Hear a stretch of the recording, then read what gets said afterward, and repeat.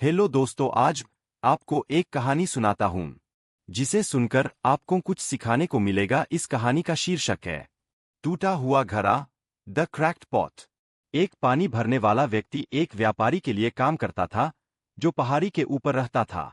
हर दिन उसे पहाड़ी से नीचे उतरकर एक झरने से पानी लाना पड़ता था।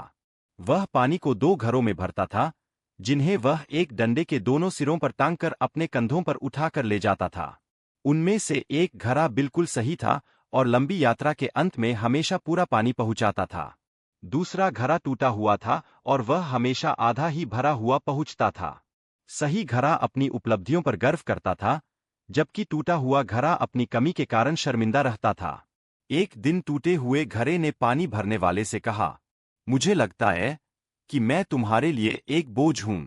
मेरी इस दरार की वजह से मैं बेकार हो गया हूं।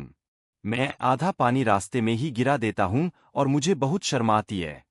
पानी भरने वाला मुस्कुराया और शांत स्वर में बोला, आज जब हम व्यापारी के घर लौटें तो रास्ते में खिले सुंदर फूलों पर ध्यान देना। रास्ते में चलते हुए टूटे हुए घड़े ने देखा कि उसकी ओर के रास्ते पर रंग बिरंगे सुंदर फूल खिले हुए थे, जबकि दूसरी ओर की जमीन सूखी थी। जब वे पहाड़ी की चोटी पर पहुंचे तो पानी भरने वाले ने कहा, मुझे हमेशा तुम्हारी दरार के बारे में पता था। मैंने इसका फायदा उठाया और तुम्हारी ओर बीज बो दिए, जिन्हें तुम रोज पानी देते रहे। अब देखो, रास्ते के किनारे कितने सुंदर फूल खिले हैं। अगर तुम जैसे हो वैसे न होते तो यह सुंदरता कभी पैदा नहीं होती।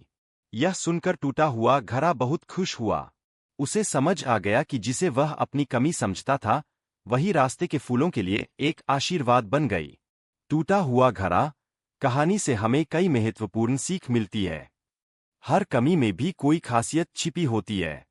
जिस चीज को हम अपनी कमजोरी समझते हैं, वही किसी और के लिए वरदान बन सकती है।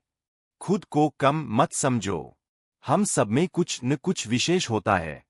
अपनी तुलना दूसरों से करने के बजाय अपनी अच्छाइयों को पहचानना चाहिए। सकारात्मक सोच का महत्व। पानी भरने वाले ने घड़े की कमी को समस्या नहीं, बल्कि अवसर बना दिया। ईश्वर या प्रकृति ने सबको किसी न किसी उद्देश्य से ही बनाया है। हर व्यक्ति का जीवन में एक महत्व होता है। आत्मस्वीकृति, सेल्फ एक्सेप्टेंस जरूरी है। जब हम खुद को स्वीकार करते हैं, तभी सच्ची खुशी मिलती है। मुख्य सीख, हमें अपनी कमियों से निराश नहीं होना चाहिए, क्योंकि वही हमारी सबसे बड़ी ताकत भी बन सकती है। इस कहानी को सुनने के बाद आपको कैसा महसूस होता है? कमेंट्स बॉक्स में